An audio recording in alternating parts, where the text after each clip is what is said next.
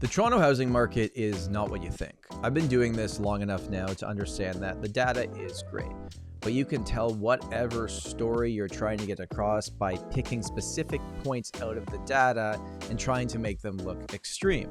But the data is the past. The data is what happened last month, and it's very useful to try to understand where things might be going in the future, and months of inventory is an amazing metric to try to figure out what is going on.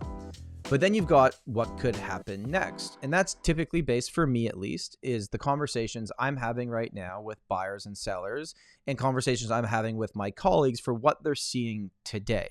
So not the data from the last month, but what they're seeing today.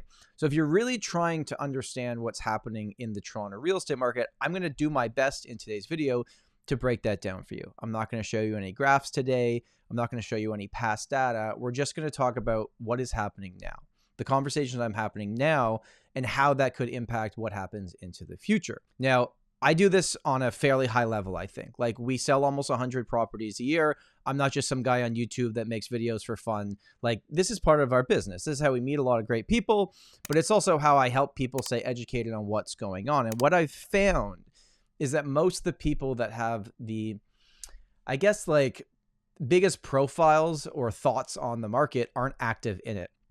And just to be clear, there's nothing wrong with that. I'm not throwing shade at these people. There's lots of amazing hockey coaches that never played the game but can see it in such a great way. And there's lots of amazing players that become coaches that aren't so good at it. So that's not what I'm saying. But what I'm trying to be different in this video is not just pick data points and try to tell you a story about it, but tell you what is actually happening. Like, what am I actually seeing in conversations that you would never see on the internet that I'm having with clients every single day. And the first category that I want to talk to you about is active listings in the Toronto real estate market. The biggest data point headline that you probably saw all over Twitter for January is that active listings were up 70%. Like, that's a massive number. And when we see that number, you hear Toronto Real Estate Board says active listings are up 70% year over year. So January 2025 versus January 2024. What that also means is that that's the Toronto Real Estate Board, which covers 6 different areas. If you actually break it down to the city of Toronto, it's not that extreme, but there was a lot more. And the question is, like, well, was it just listings that were rolling over from the end of last year? Was it people taking them off the market and coming back to the market sooner than they usually do? And there's a mix of everything in that answer. But the question is like, well, why are there more listings?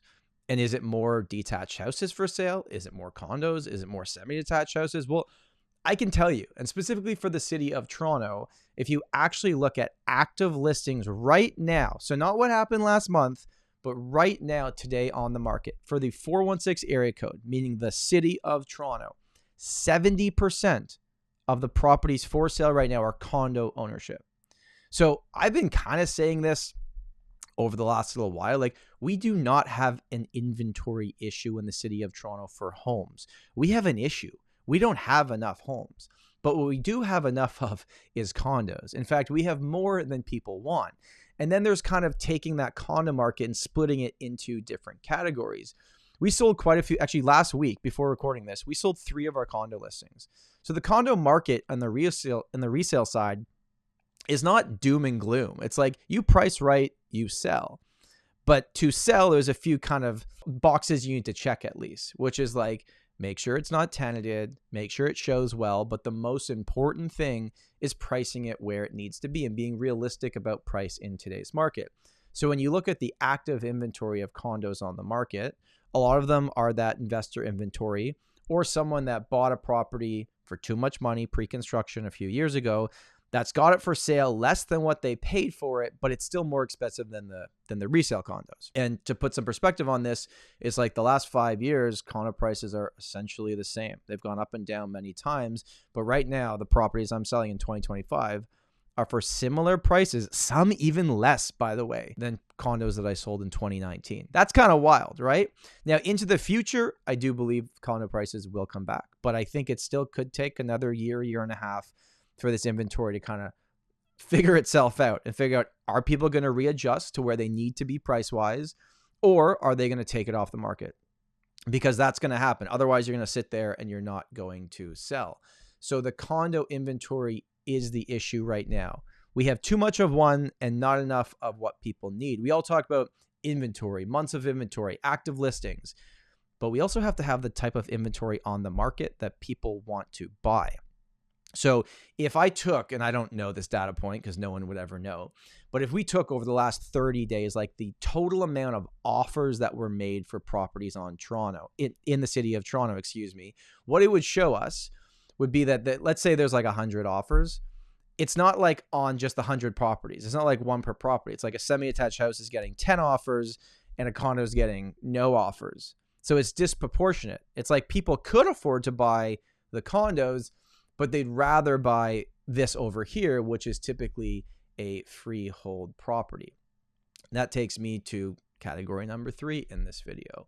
We know there was a lot of active listings, but it was mostly just condos. We know that condos that are priced correctly and are located well and have some type of wow factor, loft, big floor plan, older buildings actually are doing really well right now because they have floor plans that people want to buy and renovate and downsize to, and downsizers aren't impacted by interest rates because they're buying with cash. But then the current crop of the market in terms of what do people actually want is the freehold section of the market. And I've talked about this on this channel a lot, where the average gap, the gap in price between condo and detached house has gone up 30% over the last 5 years. And at some point, something's got to give. But I'm not convinced that freehold comes down in price, because that's what everybody wants to buy right now. That's what most of our clients are trying to sell their condos to do, to go buy that house, to start their family, to start the next chapter of their life. Semi-detached homes in the city of Toronto in January, the average property that sold over the asking price. That doesn't mean they sold for more than they were worth, but what it means is that there was not a ton to choose from, which allowed the sellers to take the strategy of listing their properties with offer dates to test the market and see what they could get. And that strategy only works when buyers don't have a lot to choose from. So it's like there's these big headlines that you see, which are true. Like, I'm not saying any of these aren't true. It's just if you actually dig deep, what's going on in the micro markets is so much more important than what the actual kind of like big media headline is. And then we got to get to the doom and gloom conversation. Like, where is the biggest issue we're seeing in the market right now? It's very clear to me, except you can't even see it because it's not on MLS. And this is new construction.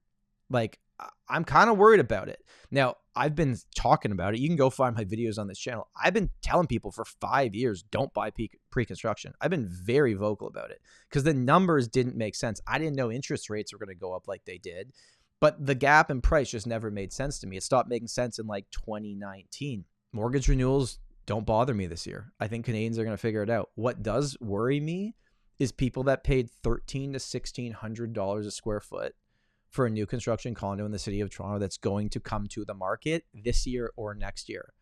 First of all, it's not worth what you paid for it. Second of all, the only way you're going to be able to assign it before closing is basically walking away from your entire deposit, if not more. Buyers are not dumb. They're not taking on assignments unless they're getting an absolute steal.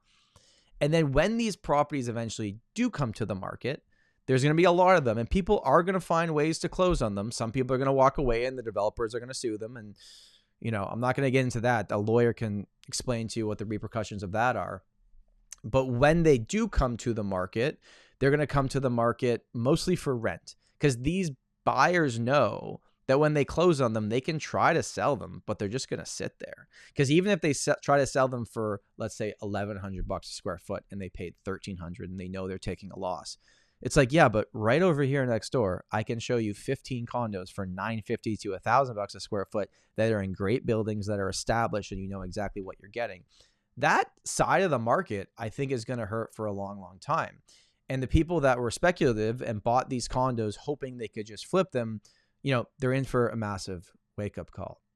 So this is what my truth is in the Toronto real estate market right now.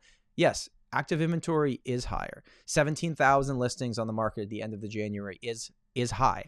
Now, we've seen that number into the 20 and 25,000s at different points over the last few years. So it's not insane, but it's a lot higher than it was the month before. The condo market, if you price correctly, you sell. If you have a wow factor, you sell. But the cookie cutter, overpriced, tenanted property version of the market, which I'd argue is like maybe 70% of the active listings right now.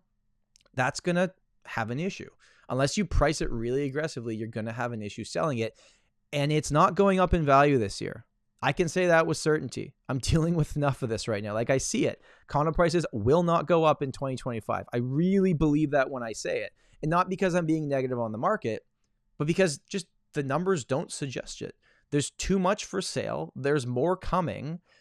And there's all these other economic factors like tariffs that we don't know exactly how this is going to play out yet. So then you've got that. You've got the detached market, the semi-detached market. That's doing pretty good. It's kind of over here. And I find because in the real estate community, we're all selling and doing different things. Pre-con agents know how bad it is right now. You know, agents that just focus on one specific area and sell like homes in Roncesvalles or the beaches, they're like, what are you talking about? My listings are selling with 10 offers. It's kind of all over the place. It's really important to understand in this market right now in the city of Toronto, talk to someone when you're looking for advice that's actually doing it. Not that's just commenting on it to get a few views on their YouTube channel. Thank you so much for watching. My name's Tom Storey, and remember, home is where your story begins.